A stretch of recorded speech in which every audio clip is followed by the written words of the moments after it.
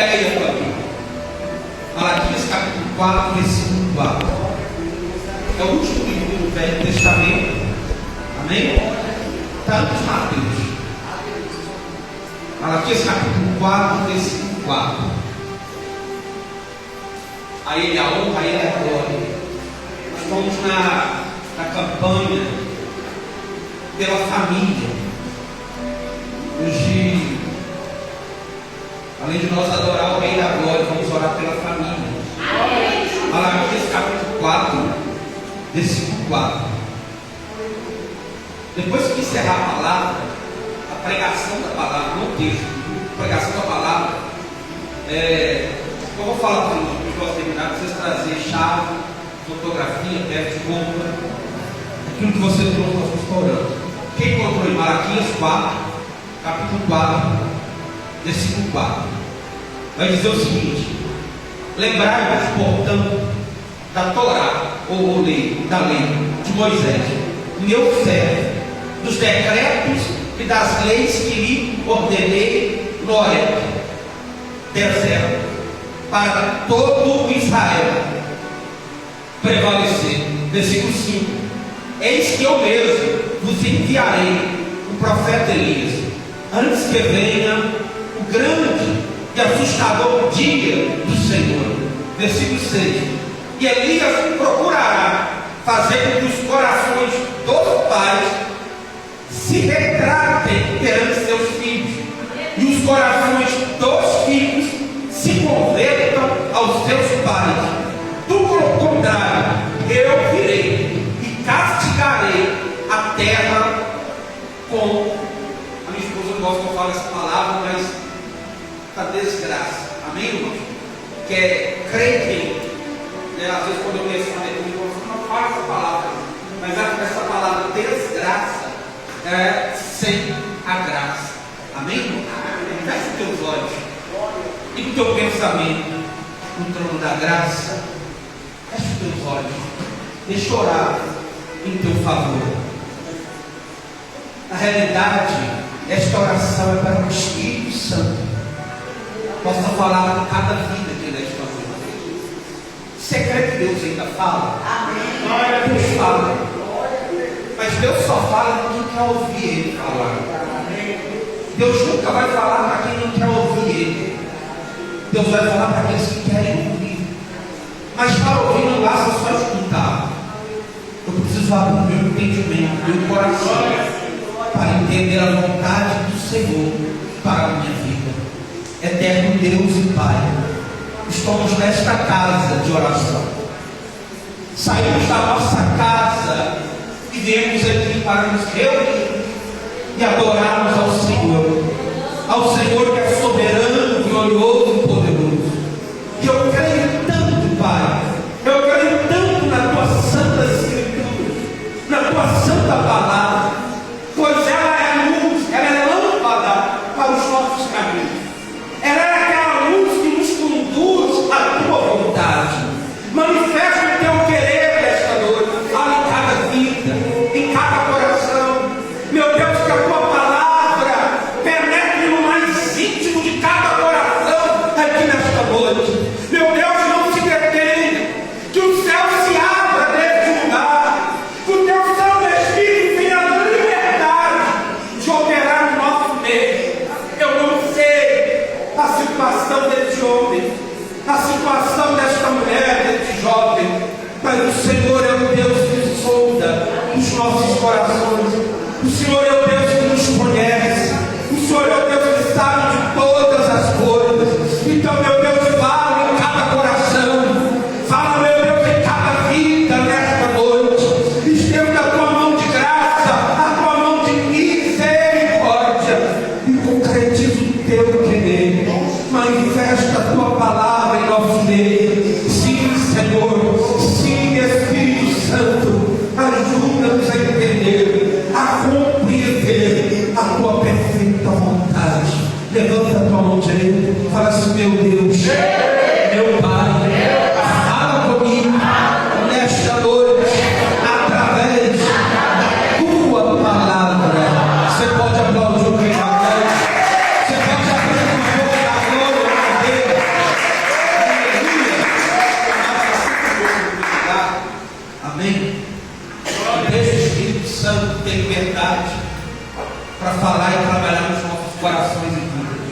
temos minutos com a igreja, nós vamos aproveitar cada milésimo de segundo, porque o tempo é curto. Nós temos que aproveitar o máximo possível para nós alimentar a santa palavra de Deus. Não sei se você percebeu, mas quando eu li esse texto aqui, o texto vai dizer que nos últimos dias, o profeta Malaquias aqui, ele vai falar algo profundo da parte de Deus. E Deus vai dizer para Malaquias para profetizar para o povo de Israel. E Deus falou o seguinte: olha, antes que eu fira a terra, no dia do Senhor, antes que eu castigue a terra, você vai entender muito bem isso. Vai existir um fim, não da terra em si, mas Deus falou: antes de eu enviar o meu juízo, eu vou enviar o profeta Elias. E o profeta Elias, ele vai fazer com que o coração dos pais se converta ao coração dos filhos, e o coração dos filhos se converta ao coração dos pais. É uma campanha de família. Você vai entender algo sobre família. Amado, nos últimos tempos, nós estamos vivendo ele. Nós estamos vivendo os últimos tempos da igreja na face da terra. É os últimos momentos da igreja na face da terra. E Deus prometeu de enviar o profeta Elias. Disso nós vamos falar depois. Mas deixa eu só clarear a tua mente um pouco. Quem era o profeta Elias? Um dos grandes profetas de Israel. O que Elias fez? Para que Elias foi chamado? No momento em que Elias foi chamado para Israel, o que estava acontecendo em Israel? Estava acontecendo uma divisão. O povo adorava Baal, um poste ídolo, um deus ídolo, e também procurava adorar a Deus. As pessoas estavam divididas entre dois pensamentos: entre servir a Deus e entre servir o ídolo. E o povo estava com o coração dividido. E além dessa divisão, existia uma pessoa que inflamava o coração do povo a servir Baal. A palavra Baal é Senhor, ou Deus das moças. E existia uma pessoa que ela não só inflamava o povo a servir Baal, como também obrigava e também matava aqueles que procurariam adorar a Deus. E essa pessoa, muitos irmãos conhecem falar, já ouviram falar sobre ela, era uma mulher. Ela casou com o rei Acabe, e o nome dessa mulher era Jezabel. E essa mulher, casada com Acabe, ela tinha um controle em Acabe, e ela conseguia fazer com que Acabe acatava os seus pensamentos, as suas vontades, e ele fazia com que o povo, como se fosse obrigado a adorar a Baal. E o povo ficava dividido, com medo de servir a Deus por causa da morte, e ao mesmo tempo adorar a Baal. Você vai entender onde eu quero chegar. E Elias foi chamado justamente nessa época, num tempo de divisão, num tempo escasso, porque não chovia sobre a face da terra, num tempo em que a adoração era dividida. E Elias foi chamado justamente neste tempo. Mas o que nós entendemos por isso? Se Elias voltará nos últimos dias, é porque nos últimos dias também estaria a mesma coisa como na época de Elias. Coração dividido, mente dividida. Uma hora não sabe se serve a Deus, ou se serve a si mesmo, se serve ao mundo, se serve aos demônios. Tem pessoas que estão divididas.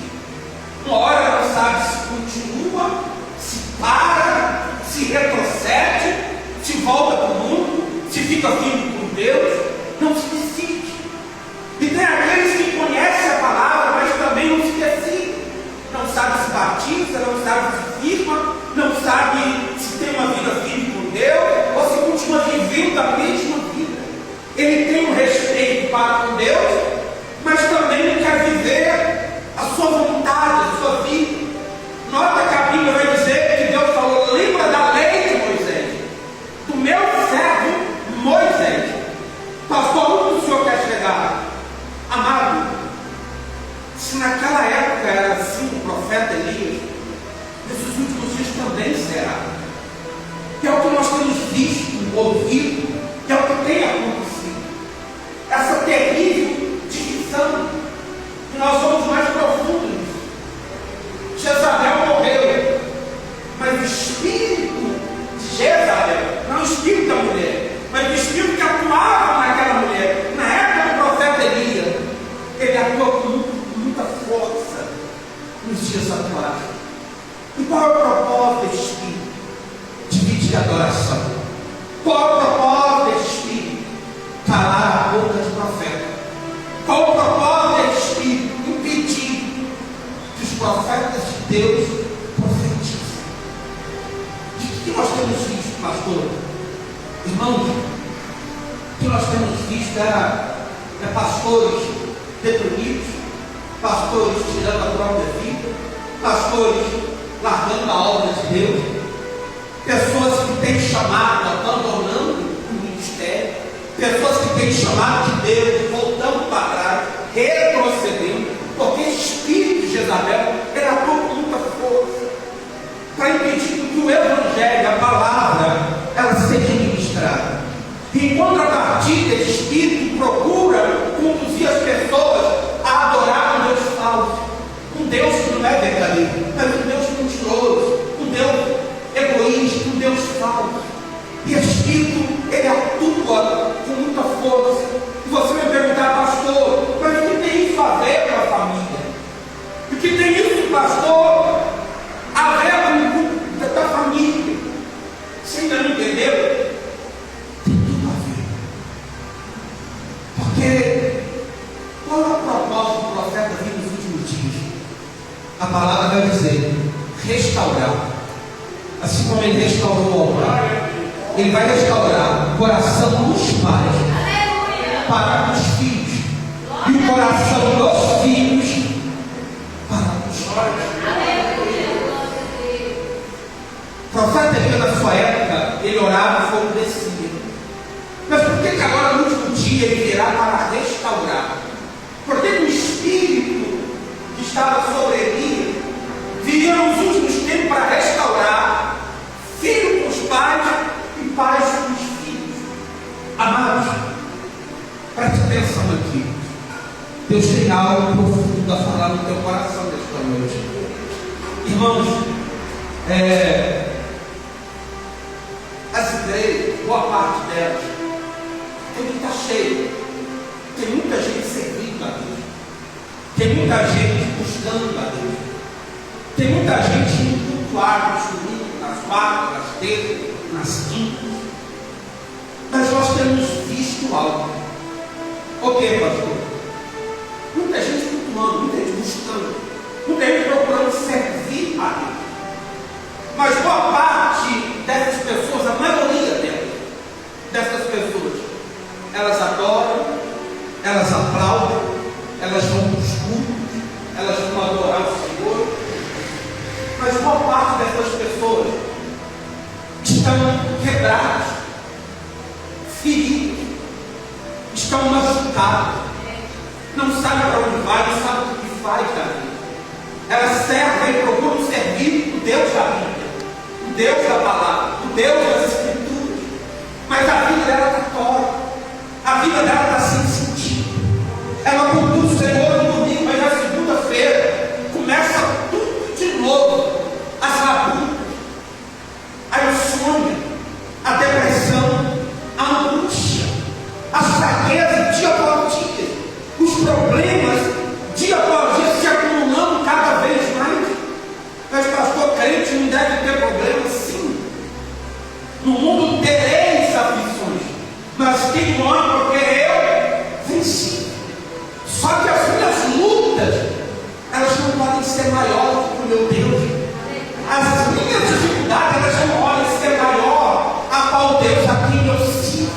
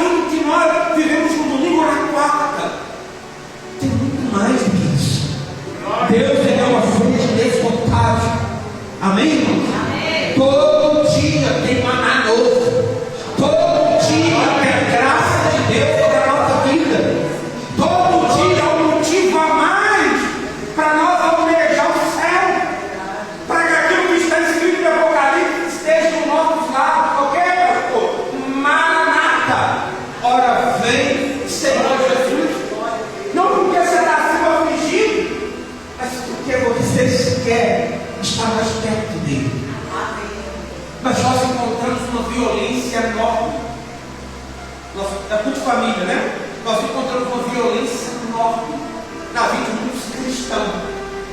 E essa violência, muitas das vezes, ela está relacionada a duas coisas. A duas coisas. E essas duas coisas têm sido algo que o inimigo tem usado para destruir o crente. Para impedir que este crente seja um adorador feliz, seja um adorador fiel, verdadeiro.